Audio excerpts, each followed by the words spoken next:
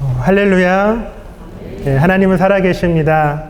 그 살아계신 하나님께서 오늘 우리가 드리는 이 거룩한 주일 예배를 기쁨으로 받으십니다. 특별히 온 마음과 또 정성을 다하여서 또 우리의 찬양의 고백처럼 우리의 모든 시선을 들여 이 예배 자리에 나오신 우리 모든 성도님들을 환영하고 축복합니다. 오늘 우리가 함께 읽은 이 누가복음의 말씀은요, 흔히 일반적으로 제자도의 이제 말씀이라고 이야기를 합니다. 제자의 길, 제자의 도리, 그런 의미를 담고 있는 이제 주님의 말씀이라는 것이죠. 조금 더 자세하게 말씀을 드리면, 그 예수님을 따르기를 소망하는 자들, 혹은 저와 여러분들처럼 그 주님을, 예수님을 주님이라고 고백하는 자들이 이 땅을 살아갈 때 어떠한 삶의 방향성을 가지고 살아야 하느냐, 그것을 주님께서 알려주고 계신 그런 말씀이라는 것입니다. 그렇다면 여러분, 한번 여러분들께 중요한 질문 한 가지 드려볼게요. 여러분은 예수님의 제자이십니까? 그죠? 우리가 주일날 와서 함께 주님을 예배하기도 하고 또 개인의 신앙생활 속에서 많은 하나님의 말씀을 묵상하기도 하지만, 그것보다 더 나아가 주님을 따르기를 소망하시는 그런 분들이십니까? 여러분은 그 예수님의 제자가 되어 그 예수님을 우리의 주님으로 고백하시는 그런 분들이십니까? 이 시간 잠잠히 스스로 한번 잘 질문해 보시면 좋겠습니다. 오늘 우리가 함께 읽었던 이 본문의 말씀 바로 앞부분은 어떤 내용을 담고 있냐면요, 예수님께서 너희는 나를 누구라 하느냐라는 이 질문에 대한 베드로의 대답이 기록되어져 있습니다. 예수님의 이 질문에 베드로는 이렇게 이야기합니다. 예수님은 하나님의 그리스도이십니다. 이렇게 고백을 해요. 이 본문 같은 경우는 누가복음 외에도 이제 마태복음, 마가복음에도 동일하게 기록이 되어져 있는데요. 그 마태복음 같은 경우에 이렇게 이야기하죠. 마태복음에서는 시몬 베드로가 대답하여 이르되 주는 그리스도시요 살아계신 하나님의 아들이시니이다. 아멘. 그렇습니다. 예수님께서 제자들에게 너희는 나를 누구냐라고 이렇게 질문하였을 때 그 제자 중 한 명이었던 베드로는 주님은 그리스도이십니다. 주님은 하나님의 메시아이시며 주님은 하나님의 오히려의 유일한 구원자이십니다. 라고 그렇게 믿음 가운데 고백하였던 것입니다. 그렇다면 여러분, 만약 예수님께서 이 자리에 오셔서 여러분들에게 너는 대체 나를 누구냐라고 질문하신다라면 여러분은 대체 무엇이라고 대답하시겠습니까?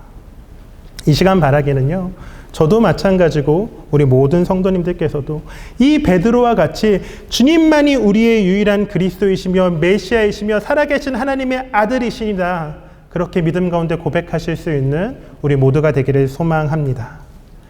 그렇다면 여러분, 그 베드로와 같이 또한 오늘날 우리와 같이 그 예수님께서 메시아 되시며 예수님께서 기름 부음 받은 그리스도이심을 믿는 자들, 그 예수님만이 살아계신 하나님의 아들이라고 그렇게 고백한 그 예수님의 제자 되기를 소망하는 자들이 걸어가야 할 길, 그 삶의 참된 바른 도리, 삶의 의무는 대체 무엇일까요? 그것에 대해서 주님께서는 오늘 본문을 통하여 아주 명확하고 정확하게 우리에게 말씀해 주셨습니다. 본문 23절의 말씀이죠. 또 무리에게 이르시되 아무든지 나를 따라오려거든 자기를 부인하고 날마다 제 십자가를 지고 나를 따를 것이니라. 여기에서 아무든지 나를 따라오려거든, 이 말을 조금 더 정확하게 번역을 하면요, 나를 따라오기를 원한다면, 나를 따라오기를 소원한다면 이라고 그렇게 번역할 수 있습니다. 그래서 예수님께서는 그렇게 이어서 나를 따라오기를, 나의 제자가 되기를 소원하는 자들, 소망하는 자들, 그들을 향하여, 그 제자들을 향하여 그 제자가 가야 할 길, 그 제자의 삶의 바른 의무 3가지를 알려주고 계신 것이죠. 그것이 무엇입니까? 첫 번째로 바로 자기를 부인하는 것입니다. 여기서 부인하다라는 이 말은요, 헬라어 아르네오마이라는 그 단어를 이제 번역을 한 것인데요. 그 뜻은 포기하다, 무시하다, 배격하다, 거절하다, 기권하다, 없이 지내다, 이런 의미를 담고 있다라고 합니다. 다시 말해 부인한다란, 자기를 부인한다는 것은요, 자신의 자아와 이해를 다 포기하고 무시하고 내려놓는 것을 의미한다라는 것이죠. 그렇기에 우리가 어떻게 자기를 부인한다라는 이 표현을 보았을 때 어쩌면 이것이 참 우리의 삶에서 매우 부정적인 것은 아닐까? 그렇게 생각할 수도 있습니다. 하지만 그 예수님께서 말씀하신 자신을 부인한다라는 것은요, 결코 부정적인 것이 아닙니다. 부정적인 삶의 태도를 이야기하는 것이 아닙니다. 이 말씀의 참된 의미는 바로 예수님에 대하여 보다 적극적인 태도의 삶으로 우리가 변화되어져야 한다라는 그런 말씀을 주님께서는 하시는 것이죠. 바로 예수님께는 예하고 나 자신에게는 아니요 할 수 있는 그런 삶의 자세를 주님은 말씀하시는 겁니다. 다시 말해 그 예수님께서 우리의 마음과 우리의 삶을 다스리시고 통치하시는 유일한 분이심을, 그렇게 주님의 뜻을 우리 가운데 온전히 이루어 가시는 그러한 분이심을 우리가 인정하는 것, 그것이 자신을 부인하는 것입니다. 내 삶의 주인이 바로 내가 아닌 주님이라고 고백하는 것, 그것이 자신을 부인하는 것이죠. 그렇다면 이 자리에 함께하고 계신 우리 성도님들께서는 여러분의 삶의 주인을 누구로 여기며 살아가고 계십니까? 그분이 주님이신가요? 우리는 신앙생활을 하면서요, 주님이라는 표현을 참 자주 사용합니다. 찬양을 할 때에도, 기도를 할 때에도 그런 고백들을 많이 하죠. 그렇다면 그 주님은 무엇을 의미하는 것이겠습니까? 주님이라는 것은요, 오직 예수 그리스도 한 분만이 내 삶의 유일한 주인 되심을 고백하는 표현입니다. 그렇게 우리는 예배 때마다, 찬양할 때마다, 기도할 때마다 그 예수님을 주님이라고 입술로 고백하는 것이죠. 그러나 우리의 삶을 돌아보았을 때 우리의 입술은 주님이라 고백하지만 여전히 나의 삶 속에서, 나의 행함 속에서, 나의 생활 속에서 우리는 내 삶의 주인을 예수 그리스도로 여기며 사는 것이 아니라 나 자신으로 여기며 살 때가 많이 있습니다. 우리의 입술로는 그 예수님을 매 때마다 매 순간 주님이라고 고백하지만, 그렇게 찬양하고 그렇게 기도하고 그렇게 고백하지만 아직도 우리의 삶의 주인은 예수님이 아닌 내 자신이 되어 살아가는 것이 솔직한 우리의 모습인 것이죠. 그렇다면 여러분, 그 제자의 도리, 그 그리스도인의 도리가 그저 예수님을 입술로만 주님이라고 고백하는 것이겠습니까? 그렇게 말로만 자신을 부인하는 것이겠습니까? 그렇지 않죠. 예수님께서 오늘날 우리들이 그렇게 예수님을 믿고 영접한 우리들에게, 그렇게 예수를 주라 시인한 우리들에게 요구하시는 것은 입술의 고백이 아닌 삶의 고백이며 삶의 실천입니다. 요한일서 3장 18절의 말씀을 보면, 요한일서 3장 18절의 말씀을 보면 사도 요한은 우리에게 이렇게 권면을 하고 있습니다. 자녀들아, 우리가 말과 혀로만 사랑하지 말고 행함과 진실함으로 하자. 우리가 말과 혀로만 사랑하지 말고 행함과 진실함으로 하자. 성도님 여러분, 우리의 신앙과 우리의 믿음의 성장은 결코 다른 것에 있는 것이 아닙니다. 우리가 무수히 고백하는 수많은 찬양의 고백들, 그 말씀의 고백들, 그 기도의 고백들이 더 이상 우리의 입술에만, 우리의 말에만 그쳐지는 것이 아니라 그것들을 우리의 삶의 고백으로, 삶의 실천으로 행동하는 것, 그것이 바로 우리가 참된 그리스도인이 되는 것이며, 우리가 바로 참된 성도가 되는 것이며, 그것이 바로 우리가 참된 제자가 되는 것이죠. 그렇다면 여러분은 여러분의 삶의 주인을 주님으로 여기며 살아가고 계십니까? 특별히 이 시간 바라기는 이 자리에 함께하고 있는 우리 모든 성도님들께서는 여러분의 입술로만 예수 그리스도를 주인으로, 주님으로 섬기는 것이 아니라 여러분들의 실질적 삶을 통하여서 그 예수를 주님으로 섬기며 살아가실 수 있는 우리 모든 성도님들 되시기를 바랍니다. 이어서 예수님께서 이제 두 번째로 말씀하신 제자의 도리, 제자의 의무는 자기 십자가를 지는 것입니다. 자기 십자가를 지는 것.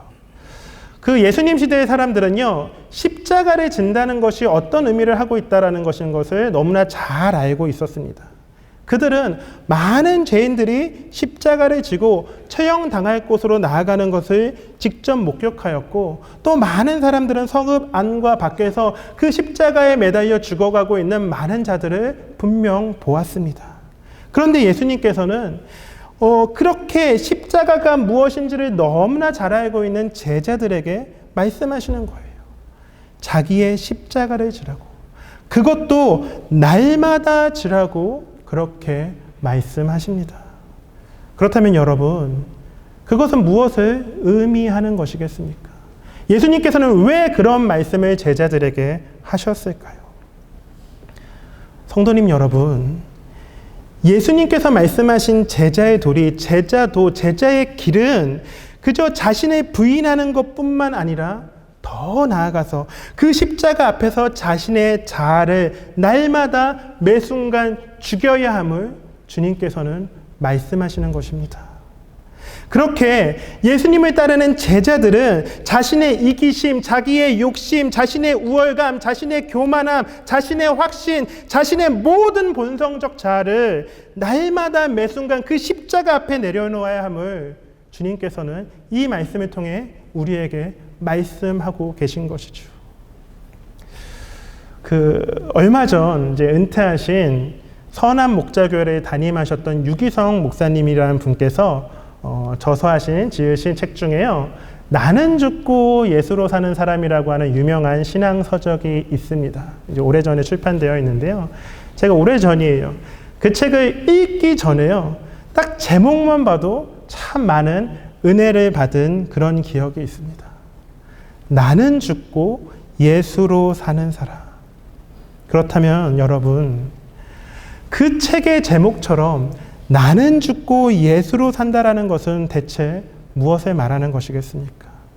우리와 같이 예수를 주라 시인하고 그 예수를 믿는 자가 그 십자가 앞에 자신의 자아를 내려놓는다라는 것은 대체 무엇을 의미하는 것이겠습니까?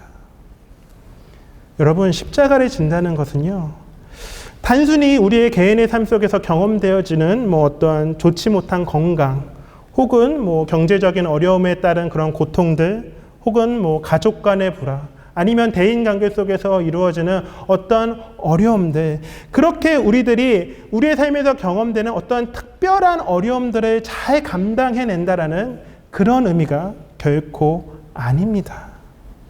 십자가를 진다는 것은요, 그 예수 그리스도의 십자가 앞에 우리의 모든 죄뿐만 아니라 우리의 모든 자아마저도 다 내려놓고, 그곳에 바로 예수 그리스도의 그 속량의 은혜, 그곳에 바로 예수 그리스도의 그 대속의 은혜, 그곳에 바로 예수 그리스도의 그 십자가 구원의 은혜를 채워 넣는 것, 그것이 바로 십자가를 지는 것입니다.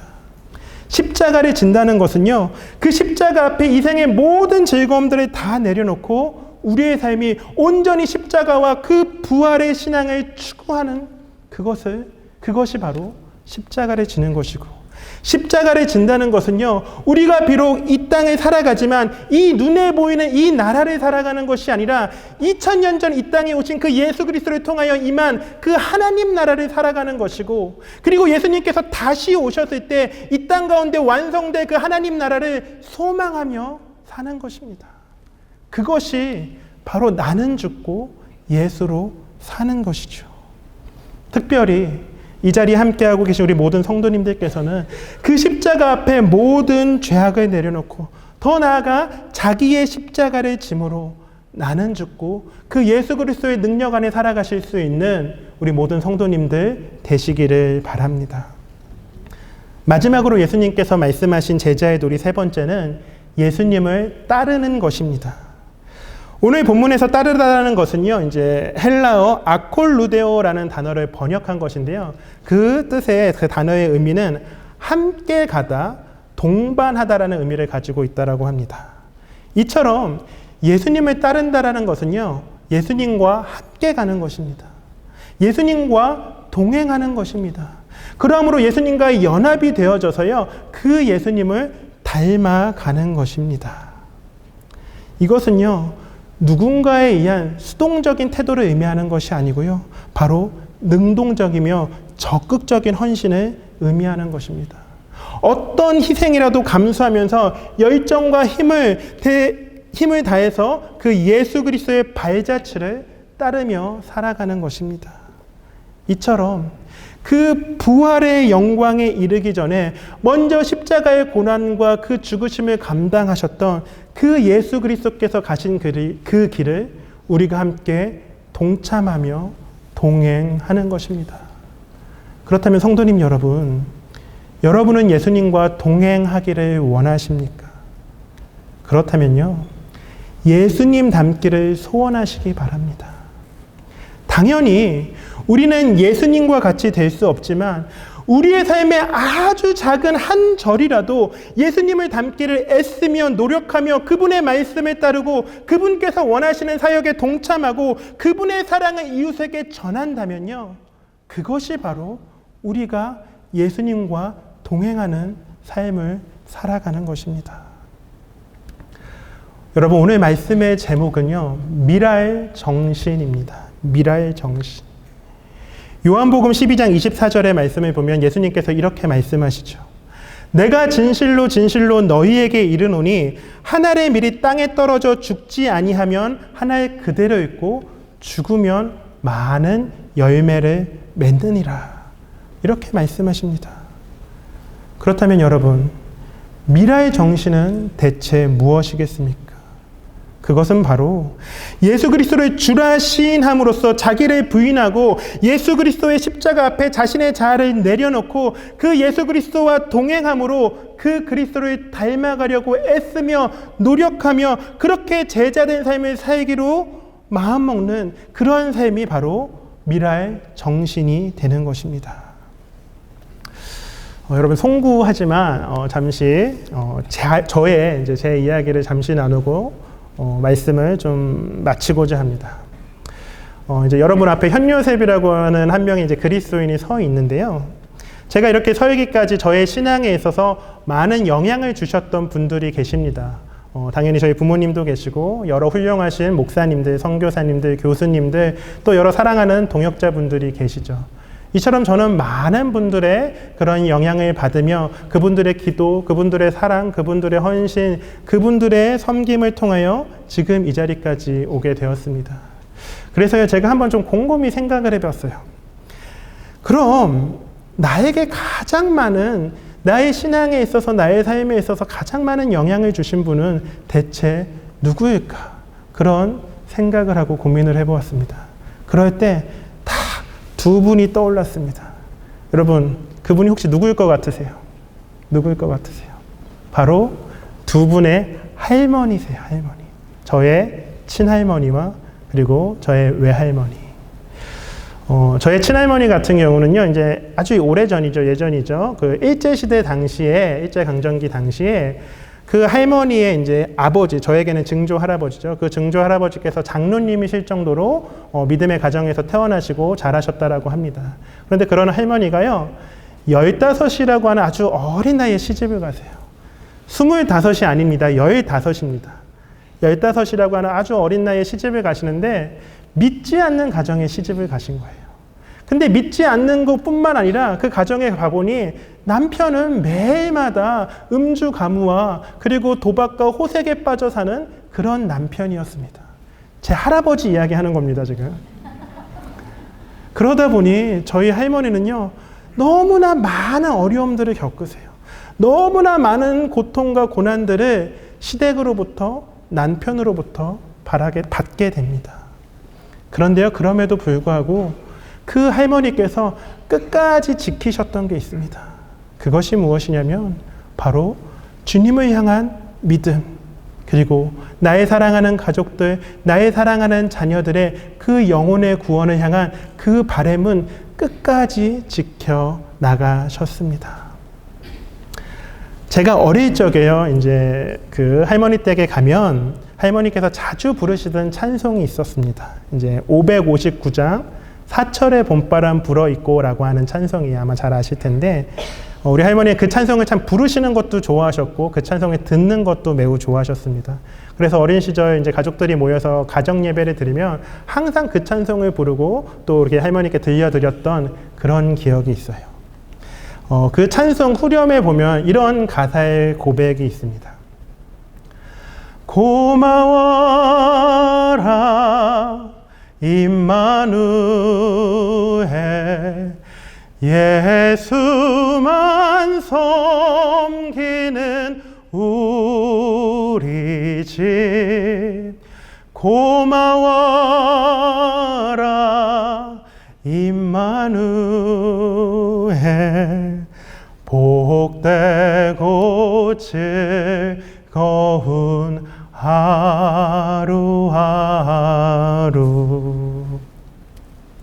결국 그 15이라고 하는 어린 나이에 시집을 오셔서 그리고 13명이라고 하는 많은 자녀들을 출산하셨던 저희 할머니, 그렇게 예수를 믿는다는 이유 하나만으로, 교회에 다닌다는 이유 하나만으로도 너무나 많은 그 고난을 겪으셨던 그 할머니의 그 간절한 바람, 그 간절한 고백, 그 간절한 기도가 하늘의 미랄이 되어서요, 저희 일가는 그렇게 그 열매가 되어 모두 이 찬양의 가사처럼, 이 찬송의 가사처럼 예수만 섬기는 그러한 우리 집, 예수만 섬기는 그러한 가정이 되었습니다.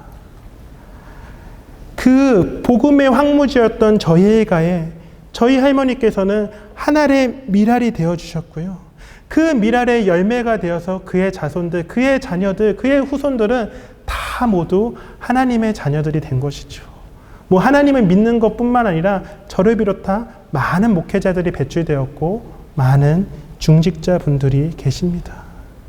그렇게 아주 시골에 아주 깡촌에 그냥 그 농사 짓던 한 여성이었지만 그곳에서 저희 할머니는 제자된 삶을 사셨고 그곳에서 하늘의 미랄이 되셨기에 많은 복음의 열매를 맺으실 수 있었던 것입니다.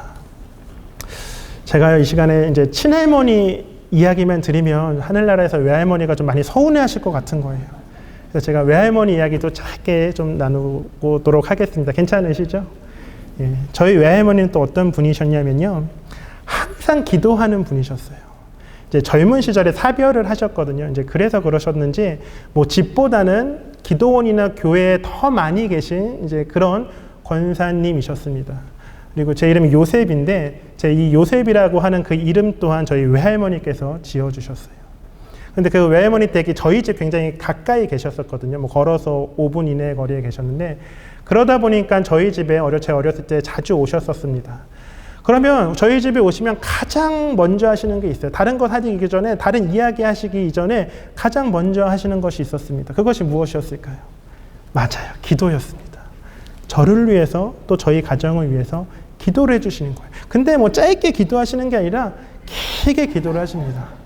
네, 그럼 저희는 옆에서 그냥 가만히 이러고 있는 거예요. 어렸을 때, 저 초등학교 때. 그리고 그 기도를 마치시면 뭐 대화도 하시고 볼일을 보시죠. 그런데 그 할머니께서요, 저에게 어린 시절에 이런 이야기를 자주 하셨어요. 요셉아, 너는 크면 아프리카에 가서 꼭 선교 활동을 해라. 근데 이어지는 말이 더 중요합니다. 결혼도 하지 말고. 할머니께서는 저에게 결혼도 하지 말고 아프리카에 가서 선교 활동을 하라고 그렇게 말씀하셨어요. 제가 보기에는 이래도 무녀동남 외아들이거든요. 그런데 할머니는 그런 이야기를 저에게, 그리고 또 저희 어머니 또한 저에게 그런 이야기를 많이 하셨습니다. 지금 생각해 보면요, 아마도 제가 이 땅을 한평생 살아갈 때 그만큼 좀 하나님께, 주님께 쓰임받는 인생이 되기를 이제 바라는 마음으로 하셨던 말씀인 것 같습니다. 그리고 이제 시간이 한참 지났잖아요. 저는 결혼했습니다. 그것도 비교적 결혼도 일찍 했어요. 그리고 저 아프리카에도 가지 않았습니다.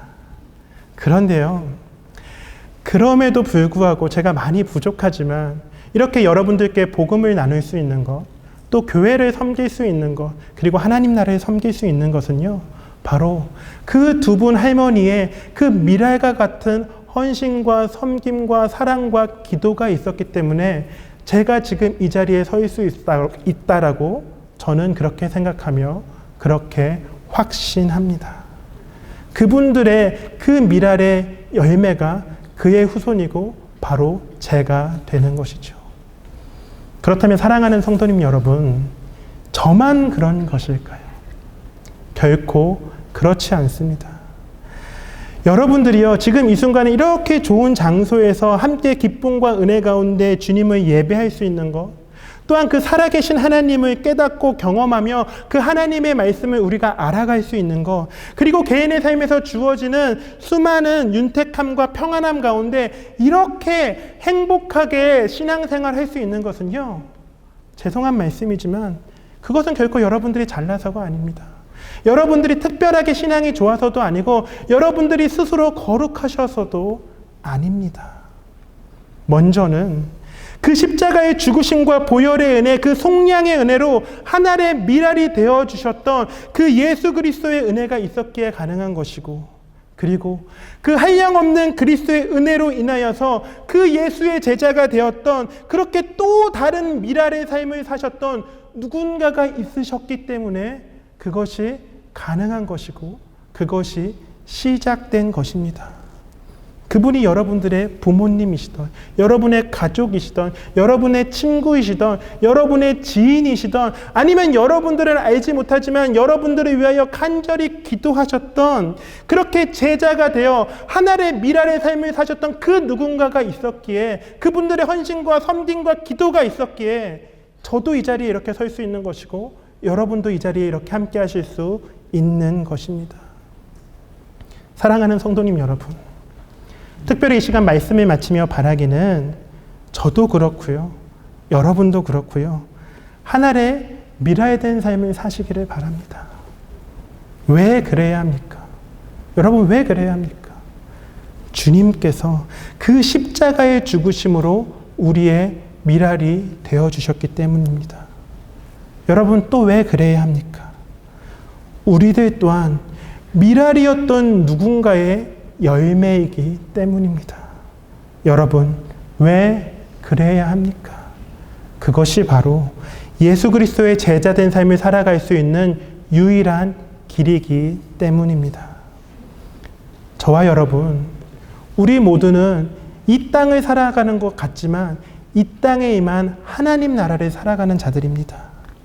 그렇게 이 땅에 임한 하나님 나라를 살아갈 때 우리는 세상의 기준이 아닌 주님의 이 가르침대로 하나의 미랄이 되어 우리가 상상하지도 우리가 생각하지도 못할 그 귀한 복음의 열매를 맺으며 살아가는, 또 그렇게 살아내는 그런 은혜가 이 시간 함께 하시는 우리 모든 성도님들 가운데 그 은혜가 함께 하시기를 간절히 소망하며 축원합니다. 기도하겠습니다. 하나님 감사합니다.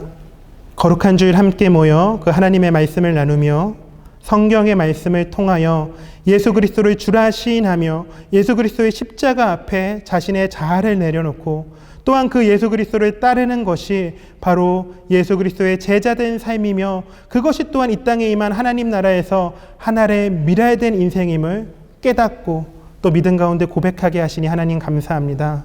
이 시간 간절히 기도하는 것은 하나님께서 사랑하시는 우리 성도 예수 소망의 모든 권속들이 이 말씀을 의지하여 이 땅을 살아갈 때 주님의 제자된 삶, 그렇게 하나의 미랄된 삶을 살아가실 수 있는 우리 모든 성도들 되게 하여 주시옵소서. 그러므로 우리의 인생을 통하여 먼저는 하나님께 영광이 되고 또한 그 복음의 열매를 맺어 세상에서 누릴 수 없는 참된 복과 은혜와 평강을 누리며 살아갈 수 있는 우리 모두가 되게 하여 주시옵소서.